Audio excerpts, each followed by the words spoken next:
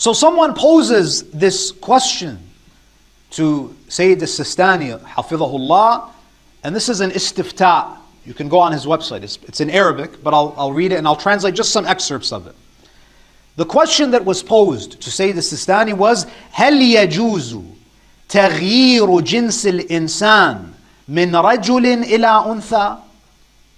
The question is it permissible for a person to change their gender from a male to a female or vice versa? And Sayyid Seestani goes into a lengthy discussion.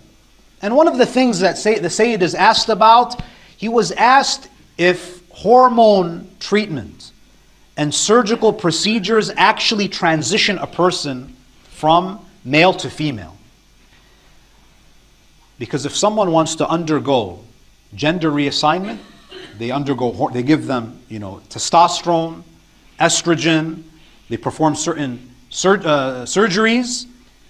Sayyid Seestani, he says these surgeries, altering the external organs, does not make you the opposite gender. It doesn't make you the opposite sex.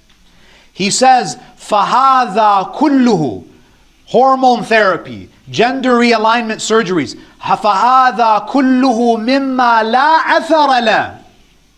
You went through the surgery and it didn't result in a transition from an Islamic perspective. Because some scholars say that the definition of a man and a woman is decided by the urf. Does society really see this person as a man? Does society really see this as a woman? Or are people just being polite?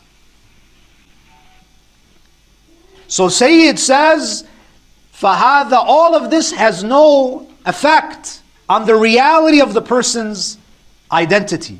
وَلَا تَتَحَوَّلَ الْأُنْثَى إِلَى ذَكَرٍ. A female does not become a male in reality through hormone therapy or through gender realignment. وَلَا الذَّكَرُ إِلَى الْأُنْثَى بِشَيْءٍ مِّن ذَلِكَ. Sayyid Seestani challenges the possibility of even making this transition. So what does he say? He says he allows surgical procedures when it comes to people who have physiological abnormalities.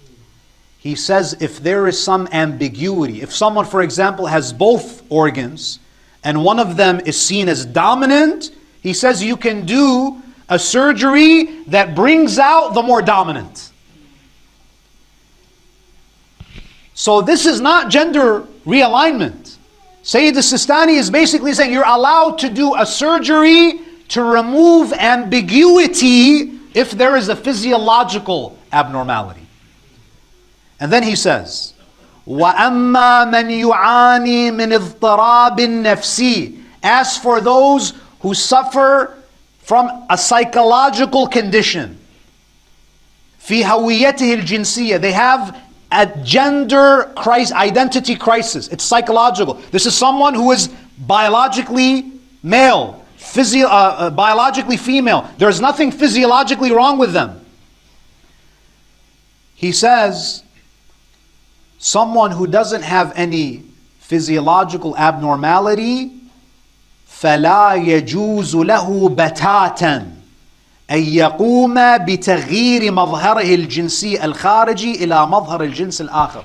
Sayyid Seestani says, if it's just psychological and it's not physiological, it is not permissible to alter your external sexual organs. You're not allowed to. So Sayyid Seestani, he says, it is not permissible to perform these surgeries, and he says what? كما لا يترتب على هذا التغيير لو وقع أي أثر شرعي. For example, if a biological male decides that he wants to be a woman, and he castrates himself, and he takes estrogen, Sayyid Seestani says, first of all, you committed a sin by going through this surgery. I don't give you permission, this is haram. Secondly, even after this surgery, you are still Islamically considered a male, and the laws of males still apply to you. Meaning, women still have to cover in front of you. You are treated as a male. Nothing has changed. فَيَبْقَى الرَّجُلْ عَلَى أَحْكَامِهِ الشَّرْعِيَّةِ. The man remains on the rulings that apply to men, and the woman remains on the rulings that apply to women.